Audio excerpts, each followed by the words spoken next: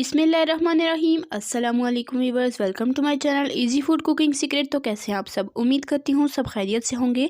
तो आज मैं आप लोगों के लिए बहुत ही डिफरेंट सी रेसिपी लेकर आई हूँ। तो आज हम बनाएंगे बाजरे की मीठी क्रिस्पी टिक्कियाँ। अक्सर लोग ये बनाते हुए कुछ गलतियाँ करते हैं जिनकी वजह से उनकी ये टिक्कियाँ टूट जाती हैं, क्रिस्पी नहीं बनती। तो सब कुछ आज मैं डिटेल के साथ आपके साथ शेयर करूँगी। तो आपने रेसिपी को बिना स्किप किए एंड तक देखना है ताकि आपको हर चीज़ का पता चल सके कि आप क्या मिस्टेक करते हैं जिनकी वजह से आपकी टिक्कियाँ परफेक्ट नहीं बनती। तो आपने रेसिपी को एंड तक देखना है। चैनल पर नए हैं तो आपसे रिक्वेस्ट है चैनल को ज़रूर सब्सक्राइब किया करें और कमेंट में अपनी कीमती राय का इजहार ज़रूर किया करें कि आपको मेरी रेसिपीज़ कैसी लगती हैं। तो चलें आए देख लेते हैं कि ये क्रिस्पी मज़ेदार सी बाजरे की मीठी टिक्कियाँ हम कैसे बनाएंगे।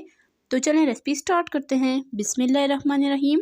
इस रेसिपी के लिए सबसे पहला जो मेन इंग्रेडिएंट है वो है बाजरे का आटा। ये मैंने लिया है 2 कप और साथ यहाँ पर मैंने लिया है दूध मैंने लिया है 3/4 कप यानी कि पौना कप। साथ मैंने यहाँ पर लिया है चीनी मैंने ली है आधा कप। तो इस रेसिपी में सिर्फ यही 3 इंग्रेडिएंट चाहिए और कुछ भी शामिल नहीं होगा। रेसिपी की तरफ चलते हैं। बिस्मिल्लाहिर्रहमानिर्रहीम। एक पैन लेंगे, इसमें शामिल करेंगे दूध पौना कप। साथ ही हम इसमें शामिल कर देंगे चीनी आधा कप। चीनी आप अपने जायके के हिसाब से भी ले सकते हैं। अब इसे मीडियम टू हाई फ्लेम पर चीनी मेल्ट होने तक अच्छे से पकाएंगे। तो यहाँ पर इसे पकते हुए 4-5 मिनट हो चुके हैं। चीनी अभी इसमें थोड़ी सी रह चुकी है। तो यहाँ पर चीनी अच्छे तरीके से इसमें मेल्ट हो चुकी है।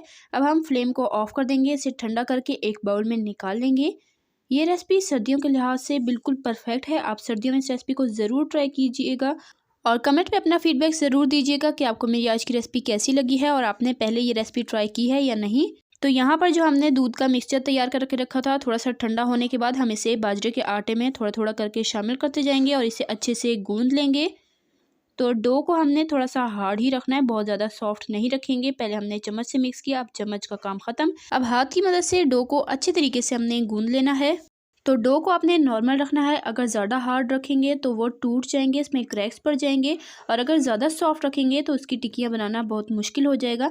इसलिए आपने डो को नॉर्मल ही रखना है, इस बात का आपने ख़ास ख्याल रखना है। और दूध से हमने इसे गूंदा है, इस वजह से ये बिल्कुल अंदर से सॉफ्ट और बाहर से क्रिस्पी परफेक्ट बनेंगी। और दूध इतना सा इसका बच चुका है जो हमने तैयार करके रखा था।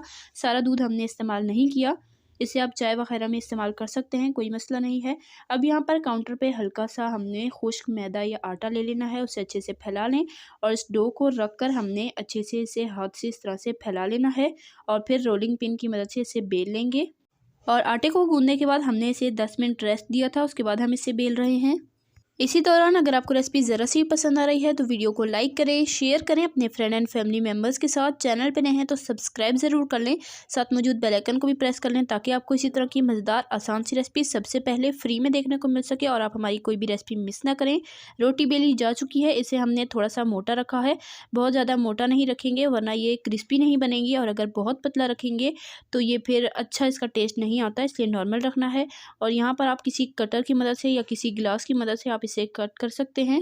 तो साइज़ आप अपनी मर्ज़ी के हिसाब से रख सकते हैं, मैं नॉर्मल साइज़ रखा है इसका। इसी तरह से हम सारी टिक्कियों की कटिंग कर लेंगे और मैं आपको एक उठा के चेक करा देती हूँ कि हमने इसे कितना पतला रखा है। ये देख लें, इतना हमने इसे नॉर्मल रखा है, ना बहुत ज़्यादा अपने पतला रखना है ना बहुत ज़्यादा मोटा। तो इसी तरह से ये जो हम एक्स्ट्रा आटा है इसको हटा लेंगे और इसको दोबारा बेल कर हम बाकी की टिक्कियाँ भी तैयार कर लेंगे। तो ये हमने टिक्कियों की कटिंग कर ली है, चलें अब इसे पकाने की तरफ चलते हैं। तो यहाँ पर मैं तवे पर इसे पकाऊंगी। तो तवे को हमने अच्छे से गर्म कर लिया है। अब इसमें 1 टेबलस्पून भरकर हमने देसी घी का शामिल करना है। देसी घी के मेल्ट होने के बाद हम इस पर टिक्कियाँ शामिल करते जाएंगे। थोड़ी देर के लिए आपने इसे घी में रखना है और फिर आपने साइड पे कर देना है। इसी तरह से सारी टिक्कियाँ डालते जाना है। घी का हम बहुत ज़्यादा इस्तेमाल नहीं करेंगे और देसी घी हो तो अच्छी बात है, बहुत अच्छा फ्लेवर आएगा। अगर ना हो तो आप नॉर्मल घी में भी इसे फ्राई कर सकते हैं। तो हल्के घी में हमने इसे अच्छे से फ्राई करना है। जैसे पकते जाएं आप इसकी साइड चेंज करते जाएं। मीडियम टू लो फ्लेम पर आपने इसे कुक करना है। हाई फ्लेम होगी तो ये अच्छे से क्रिस्पी नहीं होंगी और बाहर से फ़ौरन कलर आ जाएगा, इसलिए आपने मीडियम टू लो फ्लेम पे रखना है ताकि इसका अच्छा सा कलर आ जाए। 4-5 मिनट लगेंगे इसे फ्राई होने में। 3 मिनट एक साइड से और 3 मिनट एक साइड से मैंने इसे फ्राई किया है और ये हो चुकी हैं रेडी। तो माशाल्लाह अल्हम्दुलिल्लाह से ये हैं जी हमारी बाजरे की क्रिस्पी मीठी टिक्कियाँ बनकर तैयार। ये है इनकी फाइनल लुक। आपने रेसिपी को ट्राई ज़रूर करना है, कमेंट में अपना फीडबैक देना है कि आपको मेरी आज की ये रेसिपी कैसी लगी है।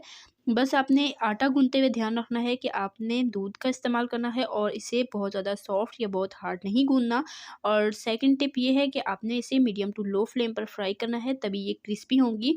और बहुत ज़्यादा घी में आपने इसे फ्राई नहीं करना, फ्राई इसे हमेशा घी में ही किया जाता है। तो ये हमारी क्रिस्पी परफेक्ट टिक्कियाँ बनकर तैयार हैं। इंशाल्लाह फिर मिलेंगे नेक्स्ट रेसिपी में, तब तक के लिए अल्लाह हाफ़िज़।